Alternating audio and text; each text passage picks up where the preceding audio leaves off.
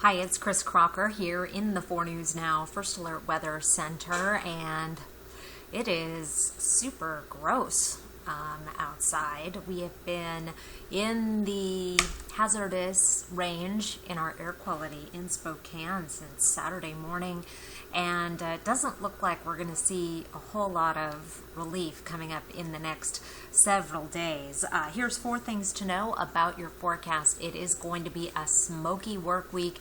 We are under an air quality alert right now. We are in the hazardous air quality index range in Spokane, and I think that will probably be the case for at least the next couple of days.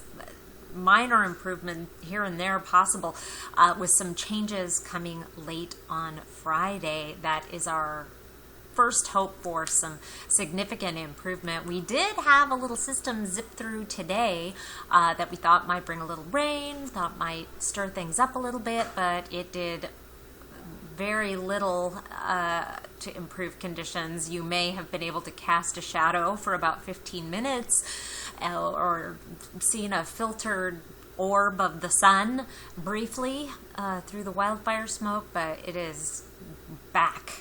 And in our 24-hour forecast, here's upper level winds and the surface features. You'll notice it's all coming straight from the south-southwest, and that is where the fires are burning. It's like a pipeline right into the inland northwest, sending wildfire smoke our way. And in addition to that, with high pressure and control, just like we have during our foggiest days in the winter, we have an inversion set up over the region, and it is like a lid on a pot, just trapping that smoke at the surface. And it looks like that's going to be the case, right on through the end of the work week, maybe seeing some changes on Friday. Now I want to show you our computer model forecast, and I'm learning some things about smoke computer models because it's relatively new to be able to show these and work with them so much.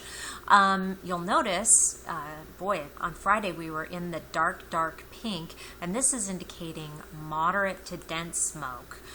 As we go through the next 24 hours, we're in the moderate to dense range. Here's 8 o'clock tomorrow morning, and then it wants to clear things off a little bit as we get into tomorrow evening. Well, in talking with some buddies at the National Weather Service, they were explaining that one thing that is really tricky about computer models, and one thing that they don't handle very well, is that they want to warm things up at the boundary layer right along the surface prematurely. All of our computer models are showing our temperatures in the 80s. We're barely gotten to the 70s today. So these smoke computer models count on breaking that cap, breaking that inversion, allowing the smoke to vertically mix from the surface when in fact it is trapped. And so this model has not been a whole lot of help. Just FYI, in case you're wondering, why aren't you showing the model? Or maybe you're looking at the models yourself and saying, well, Kris, looks good to me. I was thinking the same thing. I was thinking, well, maybe there's some hope. But then talking to some people with a little more expertise than me on smoke, I found out that is not the case. Lows tonight in the 40s and 50s, highs tomorrow in the 70s. A little bit of a moving target on these temperatures. Again, model guidance takes us quite a bit warmer than this, so it is really dependent on the smoke. Here's a look at your planning forecast. Smoky through Thursday, a little bit of a warming, maybe into the lower 80s Thursday, then a cold front, stronger cold front than the little disturbance that gingerly tiptoed across the region today and didn't do anything.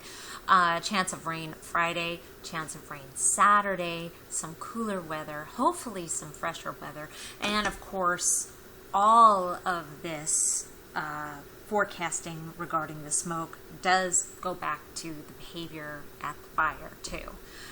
Certainly hope that get a handle on that. Just terrible scenes. I've been sort of fortunate to be the bright spot during the newscast over the past several months because it's been so grim with the COVID and the suffering and starving across the world lately in 2020.